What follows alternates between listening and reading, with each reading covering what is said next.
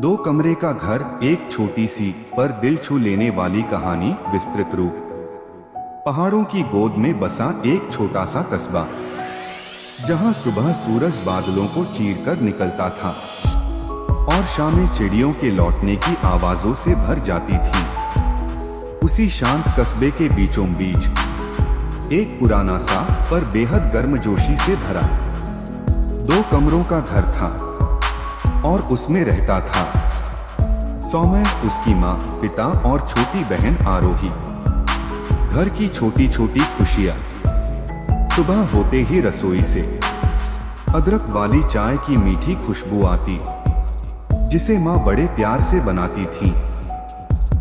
पिता लकड़ी की पुरानी कुर्सी पर बैठकर अखबार पढ़ते पढ़ते हल्की खांसी लेते और आरोही हमेशा की तरह साइकिल को एक पैर से घसीटते हुए स्कूल के लिए भागती जाती।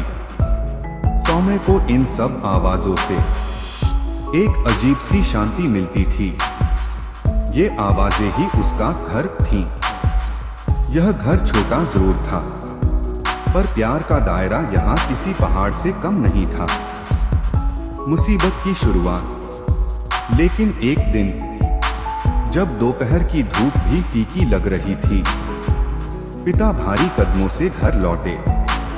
उनकी आंखों में वो चमक नहीं थी जो रोज होती थी। माँ समझ गई, कुछ ठीक नहीं है। धीरे धीरे पिता का स्वर कांपा। नौकरी चली गई। बस इतना कहते ही घर में जैसे कोई अदृश्य धूप फैल गई। कमरे वो ही थे, पर भारी लगने लगे। खिड़कियों से आती हवा भी आज ठंडी नहीं, दर्द भरी लग रही थी। परिवार का संघर्ष। पिता हर दिन नई नौकरी तलाशते, लेकिन कस्बे में अवसर कम थे। माँ ने चुपचाप अपनी शादी के वक्त मिले छोटे छोटे गहने बेचे ताकि घर का खर्च चल सके। बहन आरोही स्कूल की फीस हर महीने देर से देती और टीचर की डांट सुनकर भी माँ पापा को कुछ नहीं बताती। और पिता सबको हिम्मत देने के लिए दिन भर हंसने की कोशिश करते, पर रात को छत की ओर देखते देखते आंसू आंखों में जमा जाते। सौम्य ये सब देख रहा था, चुपचाप पर टूटता हुआ। एक 14 साल के बच्चे का बड़ा निर्णय। एक दिन स्कूल से लौटते वक्त उसने कस्बे की सबसे पुरानी मिठाई की दुकान के बाहर देखा। दुकानदार बर्तन धोने वाले लड़के को डांट रहा था और वही लड़का नौकरी छोड़कर जा रहा था। सौम्य ने हिम्मत जुटाई, धीरे से बोला, काका, मुझे काम चाहिए, कर लूंगा। दुकानदार ने पहले तो उसे सिर से पैर तक देखा। छोटा, दुबला पतला, पर आंखों में साहस भरा हुआ। पढ़ाई कर पाएगा? काका ने पूछा। सौम्य बोला, कर लूंगा, पर घर की जरूरत पहले है। और इस तरह उसकी छोटी उम्र ने बड़ी जिम्मेदारी ओढ़ ली।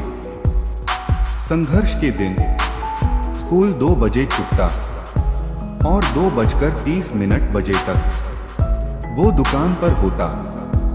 बर्तन धोना, टेबल पोंछना, कभी कभी समोसे की प्लेटें पहुंचाना, ये सब उसके छोटे हाथों को थका देता। पर हर रात जब वो घर लौटता, थकान नहीं, एक संतोष महसूस होता कि वो अपने परिवार के लिए कुछ कर रहा है। माँ ने जब पहली बार उसके हाथों की लाल पड़ चुकी त्वचा देखी तो पूछ बैठी, ये क्या हुआ? सौम्य मुस्कुराया, स्कूल में खेलते गिर गया। कोई बात नहीं माँ। माँ समझ तो गई, पर कुछ कह न सकी।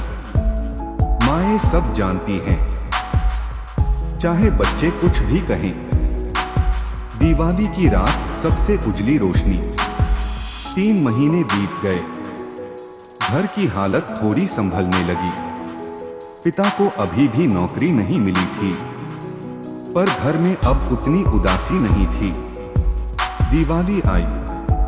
कस्बे में हर घर रोशनी से जगमगा रहा था, लेकिन सौम्य के घर में कच्चे तेल वाला एक पुराना दिया ही था। उस दिन दुकान से पैसे मिलते वक्त सौम्य ने अपनी 3 महीने की बचत में से चुपचाप 4 छोटे छोटे दिए खरीदे। मिट्टी के, सस्ते पर बहुत सुंदर। शाम होने पर वो दिए जलाकर अपने घर की चौखट पर रख देता है। माँ बाहर आई और दिए देखती ही रह गई। उनकी आंखें भर आईं। बेटा, ये दिए नहीं, हमारे घर की खुशी लौटा दी तुमने। पिता ने उसके कंधे पर हाथ रखा और धीमे से बोले, आज तूने हमें रोशनी नहीं, उम्मीद दी है सौम्य। बहन आरोही ने हंसते हुए कहा, भैया, ये दिए तो स्कूल की ट्रॉफी से भी ज्यादा चमक रहे हैं। उस पल 2 कमरों का वो घर तारों से भी ज्यादा उजला लग रहा था। कहानी की सीख। उस रात सौम्य ने आसमान की ओर देखा और महसूस किया, घर बड़ा होने से नहीं बनता, दिल बड़ा होने से बनता है। उनका घर आज भी 2 कमरों का था, पर खुशियां चारों दिशाओं में फैली थीं। रोशनी बाहर के दियों में कम और परिवार के दिलों में ज्यादा जल रही थी।